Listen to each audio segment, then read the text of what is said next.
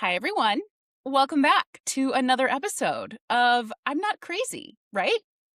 I'm Hillary, and this is the show where I ask the hard questions so you don't have to. And we finally say the thing that all of us have been thinking. Today, I want you all to think about a time when you haven't heard from a friend for a while. Maybe they didn't text you back, or they said they'd call you this weekend and never did, whatever it might be. And you get that little voice in your head that says, "Are they mad at me?" Now, usually, your logical brain knows that 99% of the time when this happens, your friend is not, in fact, mad at you. But that doesn't stop the occasional spiral where you sit and ponder, replaying your last conversation, rereading your texts, checking if they've posted anything on social media or if they've watched your Instagram story because, duh, hello, if you have your phone, you're on Instagram, you can text me back. It's almost like we forget, right? That this person is an actual friend of ours. And instead, we default to thinking that they're a fuckboy who we went on one date with, and we just expect them to treat us this way, even if it's one of your best friends. Is she mad at me? Very quickly turns into, oh my God, is everyone mad at me? And before you know it, you've made a whole plan to change your identity, change your name, dye your hair, move away, start a new life in Bora Bora. Because that sounds like a solid plan. Let's just get into it. I'm not crazy, right? Is everyone mad at me?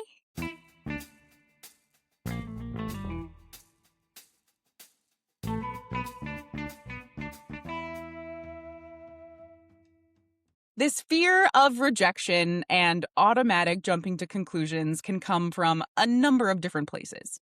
Obviously, I'm not a therapist, but you don't have to be Einstein to figure out that if you grew up being told that you should be a good girl and people please your way to success, chances are you've spent many of your adult years trying to unlearn that habit. Because what does people pleasing entail?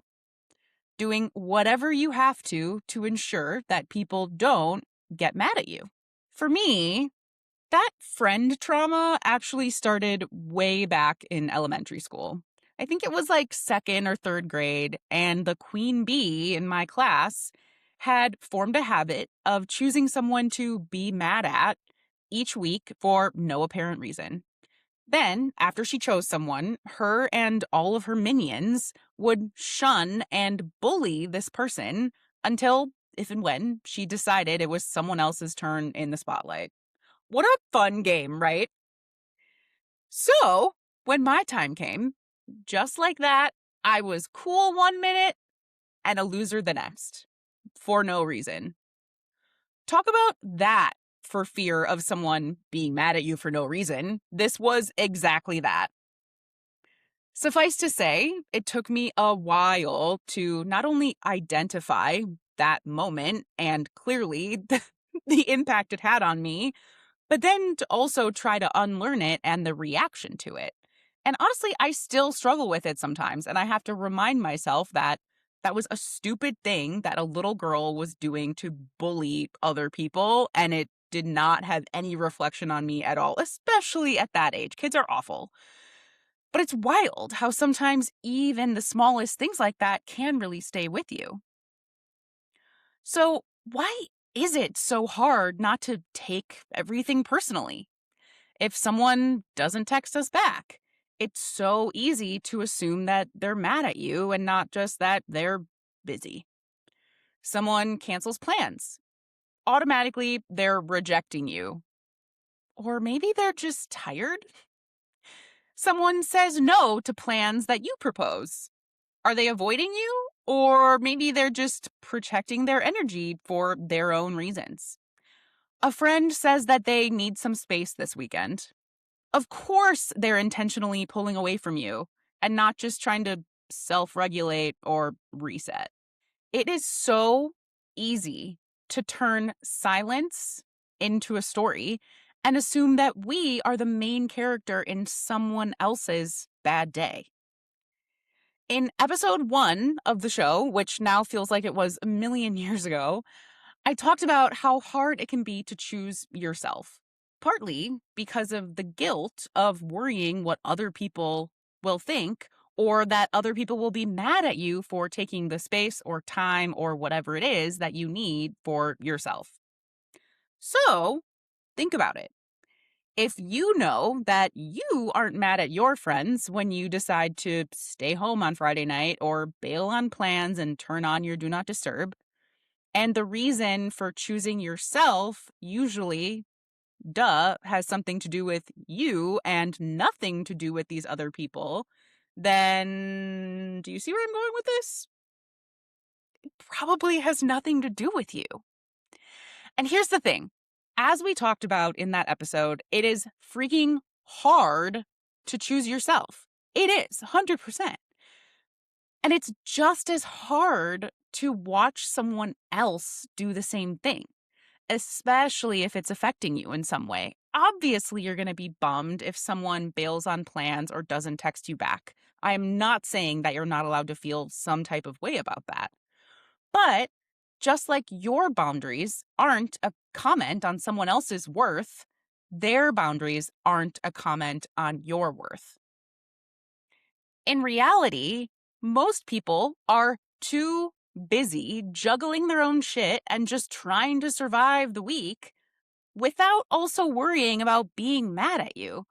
Let's be honest, being in a fight takes up so much energy and so much emotional bandwidth. I know I do not have time for that, especially if there's no good reason.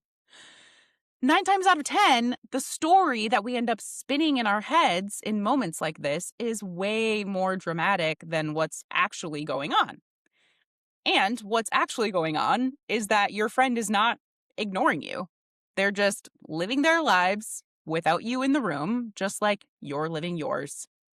And that's allowed to happen in both directions. And it doesn't have to have any bigger meaning beyond just that. I've been thinking a lot about something that Fiona said when she was a guest on the episode about trusting your gut at work. And she said that a lot of times people will consider something to be risky when in reality, the thing isn't a risk at all. It's just uncertainty. And sure, uncertainty is still very uncomfortable to sit in, but it's a whole hell of a lot less life threatening than risk. And similarly, the spiraling that happens when we worry that a friend is mad at us can really quickly turn from panic into almost feeling like danger is approaching. You know, you get that kind of weird dread that seeps into you and you fall into this sort of hole of despair and made up scenarios with, of course, anxiety as the cherry on top. But it actually isn't danger at all. It's just discomfort. And yeah, there is discomfort in getting a reaction or lack thereof from a friend that you weren't expecting. It's different. It's uncomfortable. It feels like venturing into uncharted waters that you didn't sign up for. But sitting in the unknown doesn't always have to be a bad thing, especially when it's coming from a friend who you know and love and trust. It's pretty safe to assume that they have the best intentions at heart, that the boat isn't just going to sink for no apparent reason. So, what do you do if you just can't leave it alone? The anxiety got you, and you just need to know something, anything to make yourself feel better. Obviously, you could just get straight to the point and ask them if they're mad at you. Not really my favorite course of action, but hey, there is something to be said about being direct, I guess. I have a friend who actually asks their partner like multiple times a day if they're mad at them, and it seems to work for them. So great, by all means, go for it. But if you are going to be the person that reaches out, which can be totally fine, I would challenge you to think about something that I read recently that I thought was so interesting, that there is a big difference between curiosity and anxiety. Meaning, are you genuinely curious about what they're up to? Or is your anxiety just looking for some reassurance? If you send them a text, are you checking in on them or are you checking up on them?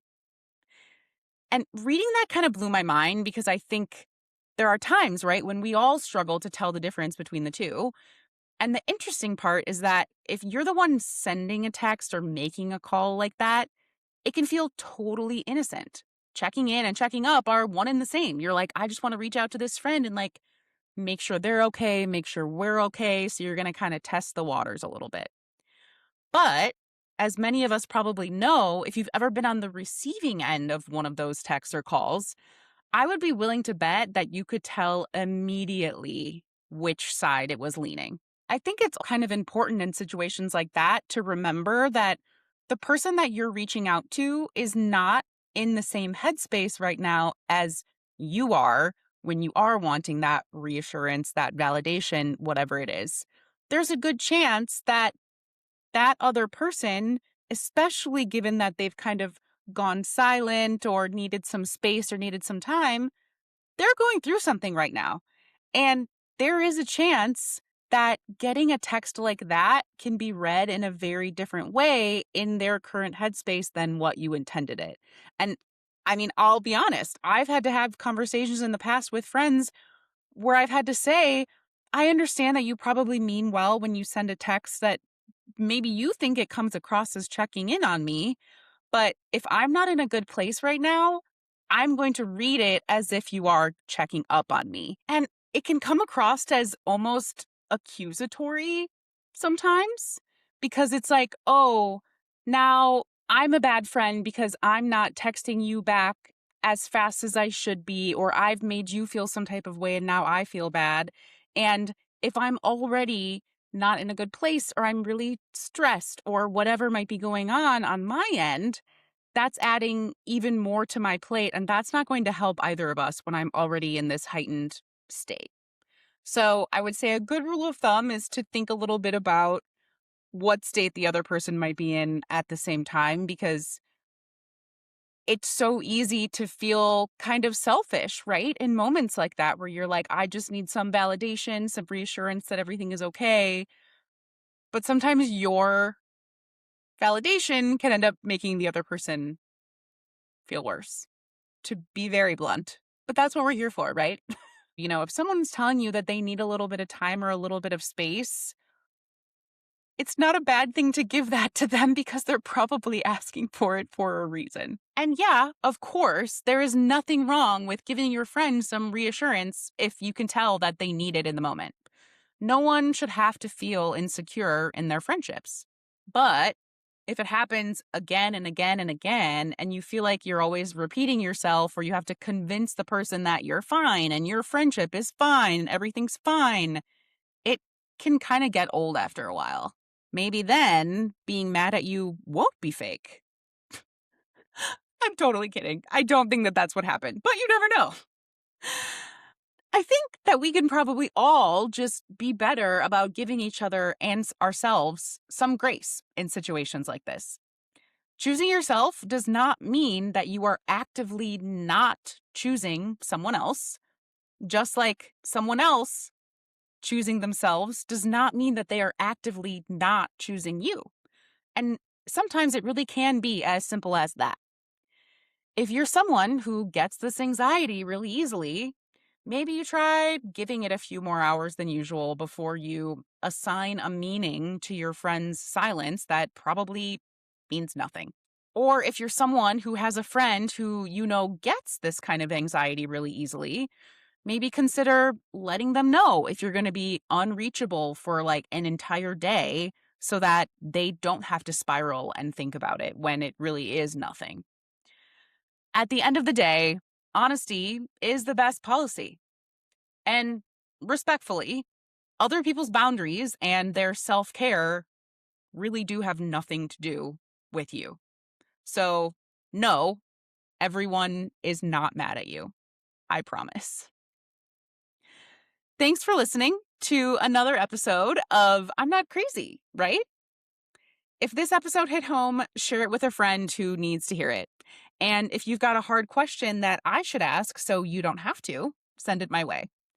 Thank you so much for being here. Please don't forget to rate, review, and subscribe to the show wherever you get your podcasts, and follow along on social at Not Crazy Right Pod.